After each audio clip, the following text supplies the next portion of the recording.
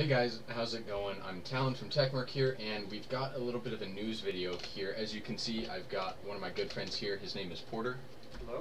Hello. We're just going to go through several of the news topics from about the last week or so, some of the big hitters here. For example, we have stuff like Logitech buying Astro, to things about Ethereum mining, as well as the net neutrality stuff that is going on. So we'll just get right into that. Our first subject will be Logitech buying Astro. So I'm not sure if you guys know too much about Logitech, but they do have a lot of gaming peripherals and things like that, but they also have a lot of consumer, like keyboards, mice, things like that for just quote-unquote normal people in business environments and things like that. So what do you think about them acquiring a professional gaming headset company? Could be interesting. As you said, they do have plenty of peripherals, so having a foot in the headset market would definitely be a good business move for them.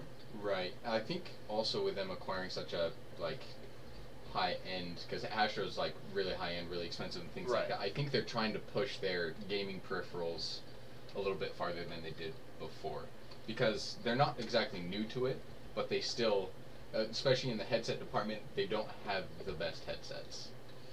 When I normally think of Logitech, I don't normally think of the high-end stuff, more the lower-end, some of the cheaper stuff. Haven't really seen a lot of their higher-end products.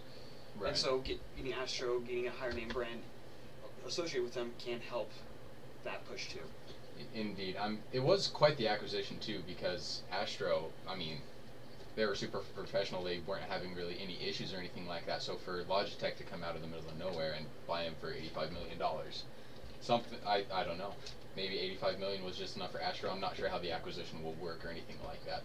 But I am really excited to see how they take this further, and then push to the higher end market for Logitech, which is something I think is very interesting. And I think it could hopefully create more competition within the headset community, and because you got Sennheiser, can't think of headset manufacturers anymore. But some of those higher end ones, right? Typically, a couple of close ones, having another player in the market could. It could definitely disrupt some things there, which I now am excited for as well, because I've never all been for shelling out $150 to $100 on a headset. Neither have I. So, let us know what you guys think about any of these topics down below. If you have anything that you'd like to add or things that we missed, go ahead and let us know. We'll look through those for sure. So our next topic here is about Ethereum mining. So since you're getting ready to build a computer, how has Ethereum mining kind of affected that? It has. I have any decent. Yeah, graphics card prices are way up, and it's really an issue trying to build a PC right now. Right. Even older end ones. I was looking at a previous 970. 2 years ago it was $330 for a particular model, and now a used one is even more expensive than that, and new is even worse. Right, especially with the 1060. I think the 1060s got hit the hardest with people doing that. As soon as like the AMD cards got sold out, it went straight for the 1060s, especially the 6 GB ones, and now it's hard to find those for under $500. You can find, I found some 300 and a little bit above, but still that's not too good of a, still a little more than some of them are worth. Especially before the Ethereum mining boom, you could find them for about 250, right? Which was a really, really good deal. But this article in particular, I will be linking all of the articles that I have in the description if you guys want to look at them for yourselves. But this one is about the potential downfall and end of Ethereum mining. So what do you think about that? I mean, it's kind of expected. It was like how Bitcoin picked up a year or two ago, was it? Yeah, it was a while ago, I think. It was a while ago. Bitcoin picked up for a while. It became very big. Everyone wanted to do it, and then it just died out. Right, because the way Bitcoin works, at least, is that the more people are in that market, the harder it is to be rewarded for that. So I think the amount of people buying into Ethereum and getting all of this stuff, I mean, Ethereum prices have just I mean, it's a they've currency. tanked. Right. It's a digital currency, but it's still like other currency. The more of it there is, the less value it has. And Right. while it doesn't, it's a little bit different in that can change. The more people that are mining for it at one time can definitely helps in decreasing that price. Right, for sure. So I'm not sure exactly what the current price of like an Ethereum coin. Is it like an Ethereum coin, or is it just like? Ethereum is its own, like Bitcoin is its own currency. Ethereum Right. is its own. I think last time I checked, it was under 200. A Per, little bit under 200. per unit of. Yeah, per unit, Okay. per coin, whatever. So yeah, I do think that these are going to be dropping, especially with the way that Ethereum is different than Bitcoin, because Bitcoin originally started also with graphics cards being used to mine Bitcoin. The reason, I don't know if you've done much research into Bitcoin and cryptocurrencies, but just the method of which the currencies are actually created for users helping with doing the work. Right. There's a big blockchain which is basically just a giant list of all the transactions with that currency, and users basically just donate their computer resources to help run that. Right. And so as you're doing that, you get bitcoins or Ethereum or whatever you're mining, and you get a little bit of portion of that. Right. And so that's how it works. And the new currency is just created and given to you. It's Right, not yeah. pulled from anywhere. It's just created and given to you. Right. I know with Bitcoin, there's a max, I think, of like 21 million Bitcoin. Right. And the closer it becomes to that max, the harder it becomes to get a Bitcoin. So that way they Right. don't have market And that's why they crashes and things also, like that. as you're doing it, you also get tipped money. Just here's a little bonus for giving a little bit of help. You didn't do Right. You didn't do the entire thing on your own, and you Right. didn't finish it, so you don't get the bitcoins. But here's a little bit of money for Right. I think that's as incentive to keep going. Yeah, I think that's how pool mining works, is when you've got a group of people and they all kind of work together, they donate their group of computers to something, and based on how much work your computer does, you get paid based on the amount of work. So if Right. like someone has a really old like graphics card compared to someone who's got like a 10 XP for some random reason just mining Ethereum, the higher end graphics card obviously is doing more work, so they'll get paid more for that. But Bitcoin also started with graphics cards, but pretty soon people figured out that it was better when ASIC chips were coming out, because those things were specifically designed for Bitcoin mining. The big thing is that Bitcoins, a lot of the functions that you do, they aren't very complex, and they're really Right. simple. And with graphics cards, they have a lot of cores that can do very simple things, Right. and so that makes them really ideal for this kind of task. Yeah, and yeah, especially for Ethereum, where it hasn't gotten to the point of having chips designed for this mining. So right here, the price of Ethereum right now per coin is $177. Now that's still a lot of money. If you were able to come across a coin for Right. 1 unit of currency, that'd still be a lot. But the amount of effort that it takes to get that one coin, because often you're in a group, so you work to get 1 or 2 coins, and that's split like part of the entire group. I mean, if you somehow win the Ethereum lottery and get your own coin, that's pretty crazy. But Right. still, it is dropping in price crazy. So I'm really hoping that graphics cards will follow suit, especially before Vega comes out. While looking at graphics card prices, since I'm building a new computer, I've just been watching trends, kind of seeing if I can hopefully predict when a good time. And actually, while we're watching, it just dropped $2. Yeah. It is. It's so in flux right now. I mean, I think this is how it is with almost any cryptocurrency, is that it's pretty unreliable. It's very I mean, in a couple minutes, it can change by a couple of dollars, and Right. probably even more in extreme circumstances. Yeah. Anyway, as I was saying, I've been watching trends, and actually recently, graphics card prices have started going down, for some cards at least. And so in fact, it really hasn't been a month, maybe 2, that this is going on. So given another month or 2, graphics card prices will probably end up being way lower, because after all those prices go down, people want to start selling off their cards because they aren't actually making any money off of them. Right. And now their cards are useless because their only purpose was for mining. Right. And so the market then gets flooded, and now there's a bunch of cards in the market, and so in order for companies to sell new cards, they have to sell at a lower price. Right, especially for people reselling their cards. I think it depends on when they bought in, but mining like this requires that piece of hardware to be 100% 100% of the time. So that's a lot of wear on the card. I mean, it shouldn't be an issue with kind of how brief Ethereum mining has been so far. Right. But still, you do have to keep in mind, if you're looking at an X mining card, that it has been run at 100% for who knows how long. So Right. that is one thing to consider. And some cards can do that for a while, and you can use it, and it can last you the rest of the time. But still, after mining, there is still a much greater chance that it will fail. Right, especially because there are so many different aftermarket coolers. You know, you've got UGA, MSI, reference cards, a bunch of stuff like that, and they're all different. So one piece of cooler might be able to perform a little bit better while running machines at 100% than, say, like a reference card, which aren't terrible, but definitely not the best setup for. And it also, I guess it also depends on what environment they're doing. If they kept in a cool room, right, doing so that it wasn't a lot, so it didn't need that much. Right. The fans would still be spinning a lot. Probably wouldn't be near the lower end of the. Right, because a lot of coolers like that, they do have their fans that turn off after it's under whatever percentage of load to, you know, keep acoustics low and things like that. But if it's being run 100% all the time, so that's the going to be fans producing plenty of heat. It's going to be, those fans are going to be going to keep that airflow, keep the card cool. Right.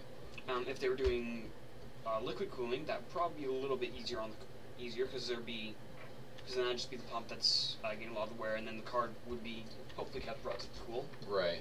So yeah, if you do buy a card from an X mining machine, always be careful with that. Make sure, if you can, check it out in whatever way you can. Make sure it's still running at peak performance, and always make sure you have a return policy, especially on. Make sure you check, because not everyone, especially with LUs, they might say no, it wasn't used for Bitcoin mining, and there's not too good of a way to prove it. Right. So it is kind of a lottery buying use, especially in the coming months. Right. Right. All right. So our next topic here is Britain's new €3 billion aircraft carrier is reportedly running Windows XP. I have heard that XP is really good for IT stuff because it's still really basic, and a lot of the tasks that they need it to do aren't. It doesn't need to be like server grade, like Windows or anything like that. I think the big thing is just licensing and just staying up to date. Right. That takes a lot more. Some of the newer options like Windows 7, Windows Vista was incredibly bad about this. The one released right after XP, it was a very heavy operating system, had a lot of stuff in the background that took up resources, and so a lot of people decided we're just going to stick with XP because it just runs lighter, and it's going to run a lot better, especially in a corporate environment when you can't afford to keep the computers up to date to handle the new specs. Right. It's a lot cheaper just to have computers running an older operating system. Indeed, and I think also part of it is just familiarity with a program like that, and I doubt they're using pure Windows XP. I mean, Windows XP maybe is a base, but I don't think they're using only XP. They very well could have had some like a launcher over it or some sort of modified version of XP, but it is very well possible they were just running vanilla XP. I mean, because in the article it says that the computer was displaying the XP logos. Right. So, at least some of them are.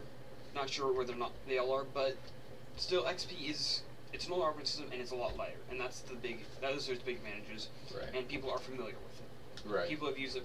It's been out long enough. People are familiar with it. All the bugs have been mostly sorted out. Right. So you can find probably third-party software people can make to help patch up some of those holes and keep it. And especially at this like high end of a price point for a project this big, yep. I mean, they're not going to have any issues with that. Especially, I mean they probably already had the licenses. Windows 10, I mean. They probably had the please licenses. Update. Yeah. Please update. We need what is this, a battleship? Aircraft carrier. We need our aircraft carrier to move to the station. Windows is updating. Sorry guys. Yeah, we're gonna have to wait a little while for Windows to update. And our internet went out. Yeah, that is another advantage to having an older operating system like that. But here's the kicker. It is reportedly due to stay in use until 2026. 2026. That's almost 10 years from now. Right, but it is possible they could update this operating system later on. Right. Again, software isn't as hard to. I mean, it can be time consuming, but it is possible to update that later on. Right. So maybe in a couple years, Microsoft releases Windows 11 or 12, 35, yeah, 80, yeah. whatever, releases some new version of Windows that's specifically for this kind of use for enterprise use, not infrequent updates or basic updates are pushed out. Probably stick with their weekly update schedule, but then make it easier for the end users to push out get those updates as they need them, and not in a way that would interfere with. Right, and I mean, especially 10 years that's a long time for Microsoft to pull something out, or something to change. I think Microsoft could actually do really well making just an operating system dedicated to this kind of use. Yeah, because and not selling what other operating system are they doing? I mean, yeah. There is that. I did actually watch a video article on why this guy thought that Windows 10 would soon be free. Now, mobile operating systems are free, like Android and Apple OS. I forgot what it's called. Well, Apple OS isn't. It comes with iPhone, but that's the only carrier you can actually get it on. That's the only carrier. But I mean, they still, instead of charging that price for an operating system, they get that stuff from the App Store. Are they charging for the operating system though? They're not charging consumers for the operating system. Well, it could be included in the price of the phone. Yeah, that's what I'm saying. But they could be charging a premium for the phone, which includes the operating system. But that's a debate. That's a debate for another day. Yeah. So with Windows 10s. Sorry, that's on the Microsoft Surface laptop. That you can only run apps from the Microsoft App Store on that operating system. So I mean, no executables, anything like that. It's right from there. So I wouldn't be surprised to see if in a couple years, like this guy was saying, I kind of agree with him. In a couple years, we might be seeing Microsoft also having either really reduced prices on Windows or free Windows for like free Windows Home, not professional server or anything like that, because Windows 10 is pretty large. So I mean, even if Microsoft doesn't do it themselves, eventually we will see lower prices on Windows, because near the later years of Windows 7, you could get OEM licenses for $7, $10, and they were from reputable sources. Right. And it was just cheaper to build computers because the operating system had been around so long. Right. Keys were more readily available. Yes, indeed. So our next topic here is ethical hackers in Singapore are starting to be they're starting to require them to have licenses. They haven't started yet. It's a new law or a new bill that that was drafted up to be, and if they pass it, it'll require new hackers to get a license. Right. And the reasoning is a plumber needs to have a license to come and fix your plumbing. An electrician needs a license to come and fix your electricity. Right. Why don't hackers need a license to hack? Right. I mean, and this is ethical hacking too, so I think that will. Right. It's not specific. Right. So if you don't hack it, doesn't mean you can't just go to your neighbor and take all their data and be like, I've got a license to do this. Right. It's more for. It's like that thing that Google does, where they offer X amount of money to someone to try to like hack into them for security purposes. Amazon. Yeah. Google and big companies, they basically say, hey, hack into us and tell us how you did it, and we'll pay you. Yeah. So that way they can fix it. So this is kind of the ethical stuff here, like white hatters, not necessarily people being able to have a license and then hack into anyone. I mean, black hats are breaking the law already. Right. They're not going to care. Right. But here there are some pretty substantial punishments for this. So, for example, quote, anyone working without a license will quickly find themselves in hot water, with a potential maximum penalty of 2 years in jail and up to $36,000 US in fines. And that translates to about 50,000 of whatever their currency is. Right. Not sure what currency they use over there. So yeah, that's pretty up there. I mean, it would definitely help enforce it. Yeah, for sure. But some of the concerns are, what's going to be the requirements for getting it? Is it just going to be like, come take a test? Right. Or is it going to be just prove that you're actually know what you're doing and you can do it in the correct way? Right. And the thing is too is that it's for ethical hackers. So one thing they're going to have to do is find out if that person is actually ethical, so they don't abuse the license. You know. Yes. So I'm not sure exactly how they're gonna do that. I'm sure they have a way in mind, but it's really hard to find if someone is going to use the license for good or bad. Like, I mean, but the license basically just says I'm allowed to hack for good reasons. right, Which is, I mean, when you pay someone to hack you to find holes in your security, right, you're basically trusting them not to do anything wrong anyway. right. So I don't think that's as much an issue because that's already a kind of thing that's been worked yeah. out. Yeah, and I mean, especially with companies, I mean, it's not just like, oh yeah, any hodunk could try to hack into us or whatever. No, it's come in, sign a contract. These are the things that you... Some bigger companies like Amazon and Google, they basically just post on the website. I think you have to sign up, just like submit an email or whatever, Right. so they know that you're going to try. So you're not just saying, I'm hacking you. So you just say, hey, I'm going to hack you and see if I can find anything. Right. And they'll be like, all right, if you do, we'll give you money.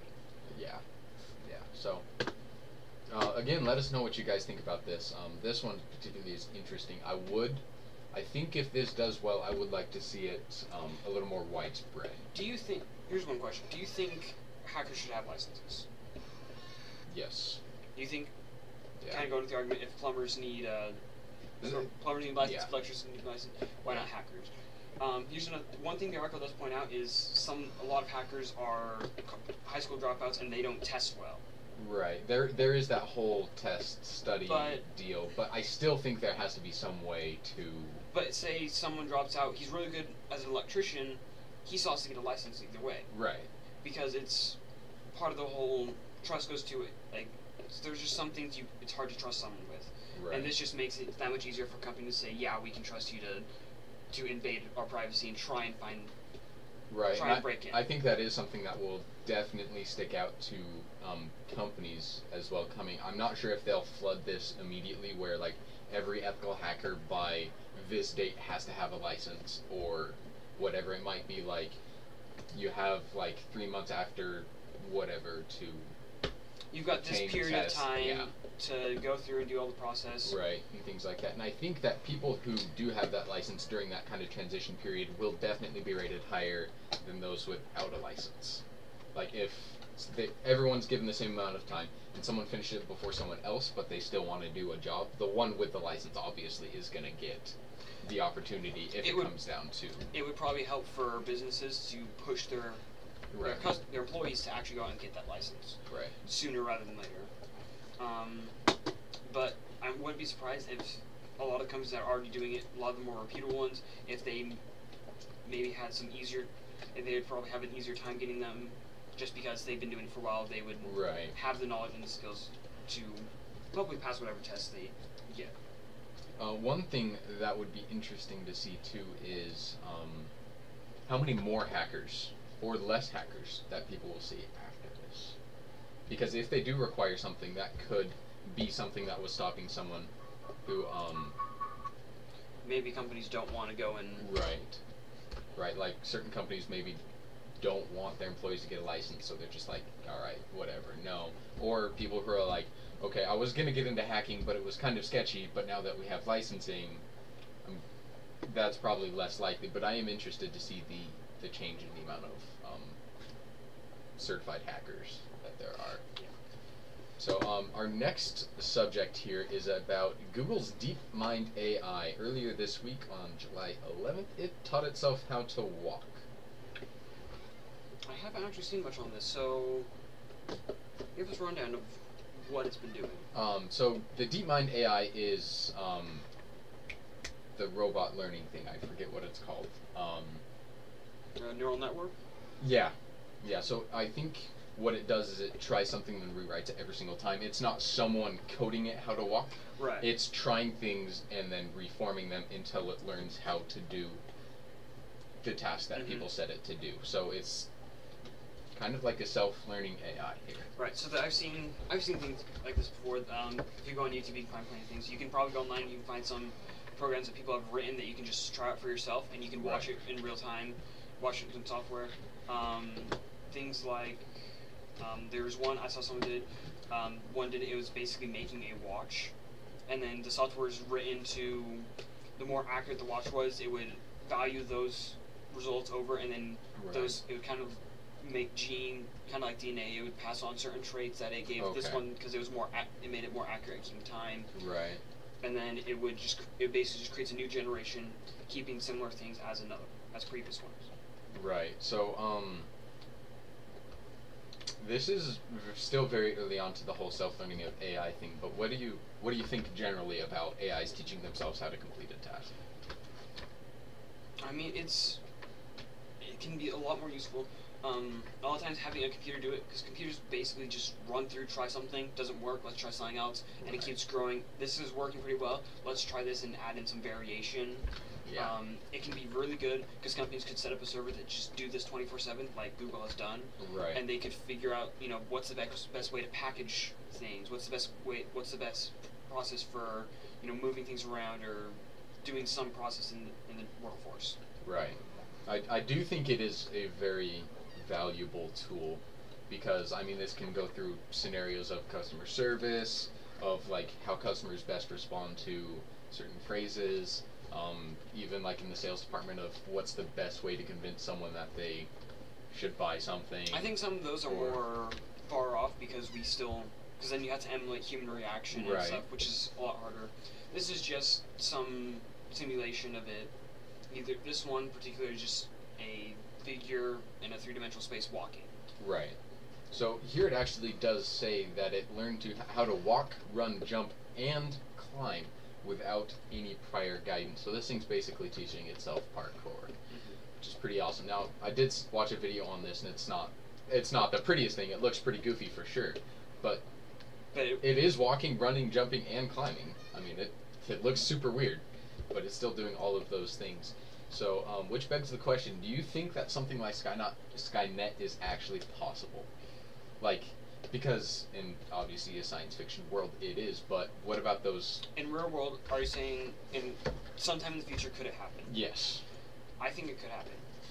Because again, the whole argument is typically if computers get self-aware, they can basically determine that the greatest threat to humanity, if they're told to protect humanity, the greatest threat to humanity is themselves, right. and therefore they must be removed.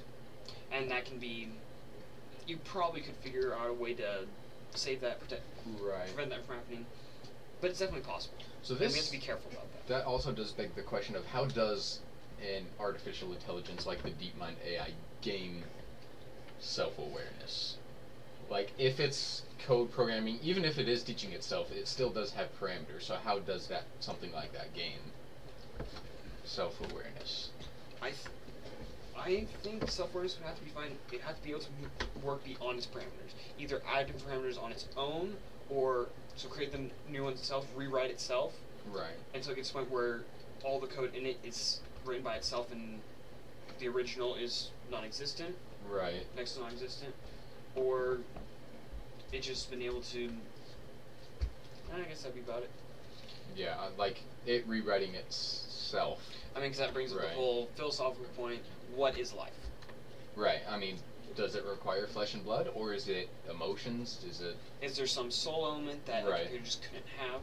Right. If a computer got intelligent enough, would it actually be able to feel emotion? Right, and I mean, something with this too is that,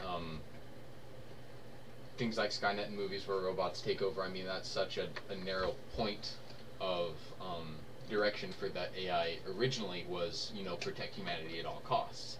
But I mean, what if the AI decided, well, yeah, humanity's the problem, so let's fix them in a different way, maybe like... Right, I mean, there's no guarantee it'd be an evil way of ending humans to save humans, Like maybe in WALL-E where they just sent them off into space for a while and then brought them back after the planet was good. Right. Things like that, I mean, there's no guarantee we would have that AI if they ever do gain self-awareness, because, again, that whole what is life philosophy, I mean, just because an AI is self-aware doesn't automatically make it bad.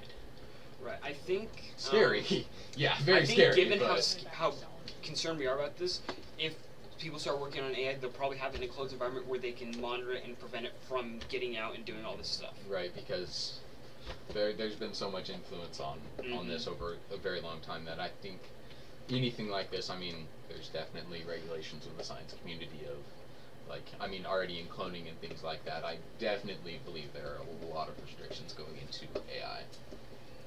I think right now it's more free, but in the future, if we start to to actually break this through. AI may be self-aware, there probably going to be at least going to be plenty of groups that are going to advocate for putting on regulations.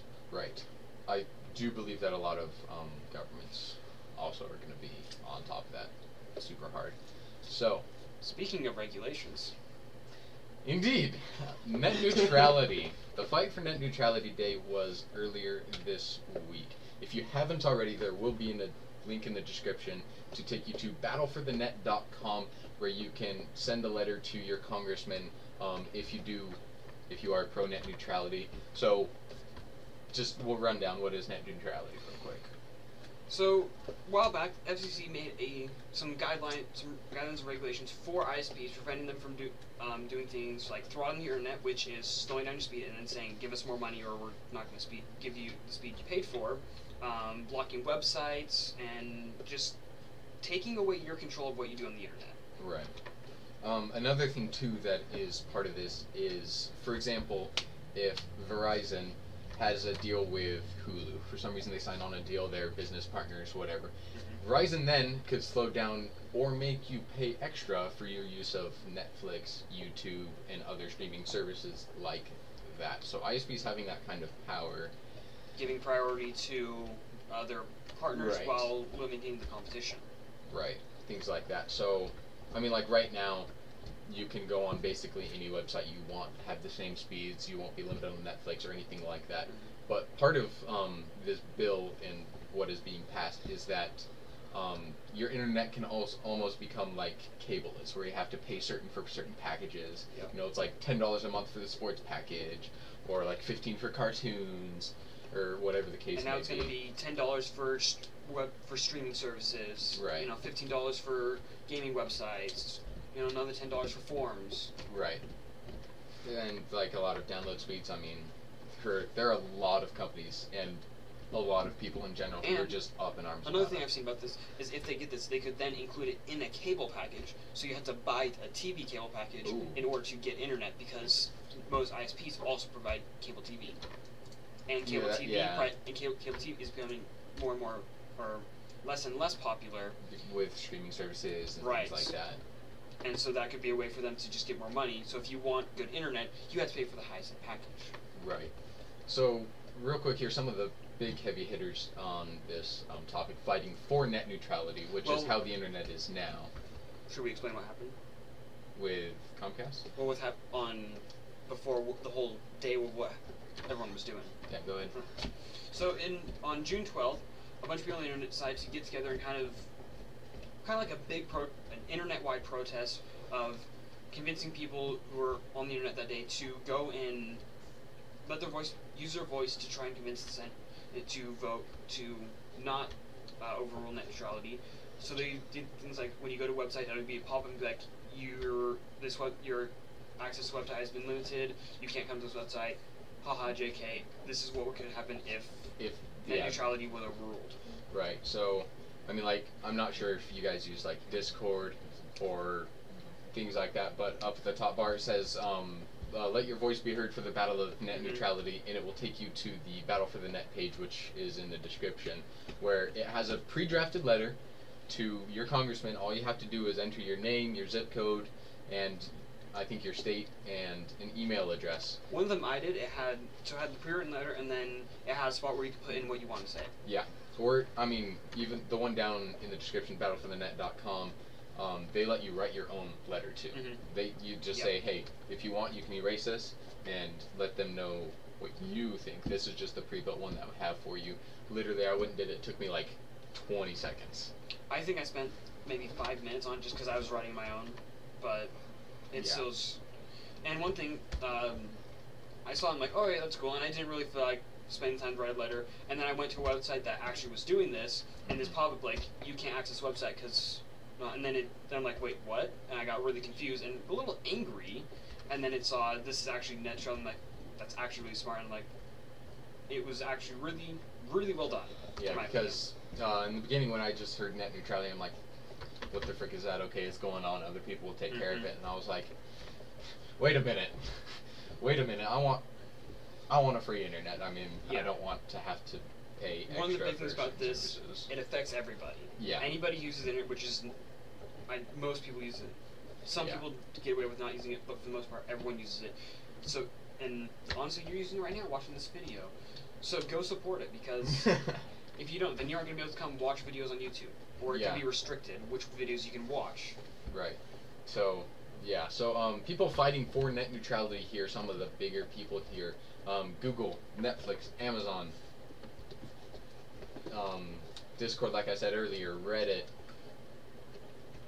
Twitter, Mozilla, Netflix, all of these people are just, they're really up in arms about the entire thing. Twitch, Spotify, a lot of streaming services, a lot of people whose business relies on internet, because Right. if the net neutrality goes down, they're the ones who are going to suffer a lot, because if they make their ISP mad, the ISP says, you don't get any business today. Right, and I mean, like, even on YouTube, like a lot of professional YouTubers, if this were to pass, I mean, who says that that streaming service of YouTube isn't available for people unless they pay $2.99 a month? Right. So, I mean, people whose a lot of their traffic, online stores, things like this, all of this relies around a free internet. It would be a very scary world if ISPs had that kind of control. Right, because, I mean, like you said earlier, basically everyone uses the internet, and when some people can't start using certain services on the internet anymore, and the ISPs can control what your internet does, that's a lot of power.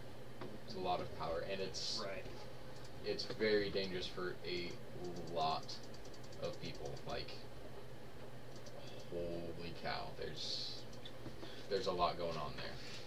And of course, the ISPs were not silent in all of this. Right. So, Comcast in particular, they claim that they, of course, they claim that they support net neutrality, because, of course, why would they say they're against it if it's being this big of a deal? Right. But they said, no, we don't support net.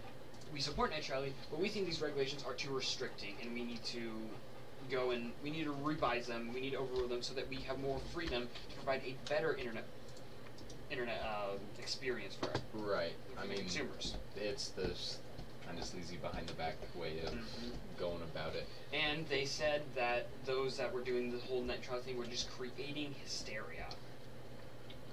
Yeah. Which in fairness, I can kind of see where they're coming from, but it's a very but it was all done by free will. The creators of the websites did it themselves. It wasn't someone forcing them. I mean, that's one of the, beautiful things. I mean, free speech. This is free speech. People have the option to come out and say no. Right. And, they did it on their own websites, and they said this is what we believe, and this is why. Yep. I don't really think it was creating hysteria. I see why they're saying it, because they're trying to get those people who don't understand it fully to go and vote for what they want instead of against. Right. So, one thing I want to say real quick too is find out. Do a little bit more research on net neutrality. Find out what you really do think about it, because I don't want to force you. Like I said, you have your free speech. I don't want to force you to vote against this. If it is something that you are for whatever reason, okay, you do you. But I would strongly encourage you guys to find out a little bit more and take action. This is one thing that is going. However this happens, it is going to affect everyone, whether or not we get to keep our free internet or whether or not we lose it. Right. And that will affect you, since you're watching the video and you're using the internet. That will affect you.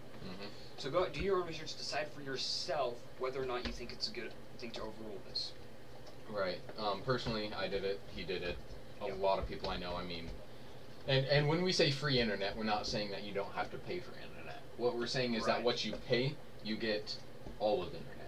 Once you get access to the internet, there's no restrictions, slowdowns because of your ISPs. There are websites obviously with a lot of pop-up ads and things like that. Just generally. It's like what happened with a couple years ago. I want to say 2012 for some reason, but don't quote me on that. Netflix, whoever their ISP was, the ISP started throttling their internet speeds, and they told Netflix, pay us more or you're going to have slow internet and your consumers are going to suffer. Right. And so Netflix then was, because they couldn't just stand by and let their internet be slow. They were in a position where they were forced to pay more Right. for the same thing they were getting for the same service. Right, because I mean, right now you're paying, say, like $40 a month for your internet service. Mm-hmm. That's like 100 megabits down, 10 up, whatever it is for your ISP. You're paying $40 a month. So you pay that $40 a month. Right now, you get your internet basically. Let's just say it's not slowed down. Netflix isn't slowed down. YouTube's not slowed down. Anything like that. Mm-hmm. But what could happen is that if this were to pass, is that the companies could slow down certain services for you, make them super slow, almost unusable, and say, in addition, you're going to have to pay an extra $5 a month for this list of services to have your normal speeds, which, by the way, should have been included in your original package. Right. So it just more way for them to milk money out of the consumer and Right. force them to pay for what they shouldn't have to. Right. Is there anything else you have to say? I could say, but I think I'm gonna keep that myself. Yeah, it is. I do believe it is a very unethical thing, and it's.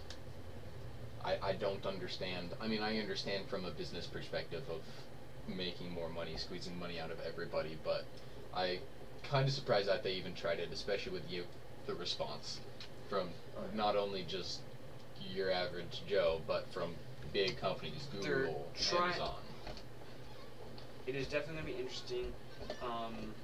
Hopefully, because Google is one that if they are an ISP, they do Right. provide internet to some people. I think they would be one, if these end up being passed, Google would probably get a lot more business. Yeah. Google Fiber, they probably get a lot more business for rolling out Google Fiber to other areas. So Right. and I think, personally, if I was an ISP in this past, I would make mine then free, and then, hey, look, I'm not restricting anything. Come buy my stuff. Right. And there you go. So there is a chance that even if this happens, nothing will happen. But of course, I mean, there are still those people. I mean, it depends on location. Maybe these providers are the only ones in the city Right. that you live in where That's you're not- still forced. just to buy because some into it. companies might not do it doesn't mean others won't. Right. So I think people should be voting against it and try and get this to avoid happening, so Right. then we aren't in that situation. Right.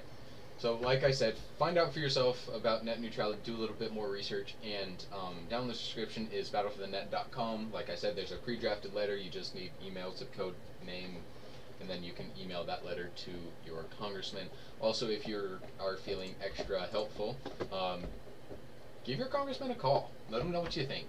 Because, really, I mean, with the amount of kickback that I'm sure has happened from websites like these, there's got to be some sort of influence that we're doing. And every person that does it calls in, just lets their voice be heard that they aren't for net neutrality, or are for net neutrality, excuse me. That definitely something could, it definitely could happen. So, I think that about does it for today, guys. About this time next Saturday, we'll have another show for you. He might be here, he might not. I might have someone else, it might just be me. Whatever the case may be, over the next week, I'm just going to collect some topics for you guys, and we're just going to talk about them, do what we did today. Let me know also, links in the description are there, but also let me know if you have any topics that you would like to see throughout the next week. If there's something that you'd like to see, definitely let me know in the comment section down below. Any last words? Well, if you enjoyed this guy, I mean, he's not the most enjoyable, but if you did enjoy him a little bit, feel free to subscribe. I think he's alright. Yeah, it really does help if you guys subscribe, like, watch the entire video, whatever the case may be. It really does help me. And also, give me ideas for content down below. I would love to hear from you guys to see what you guys really think and want to see. So, I'll see you guys next time. Thank you for watching.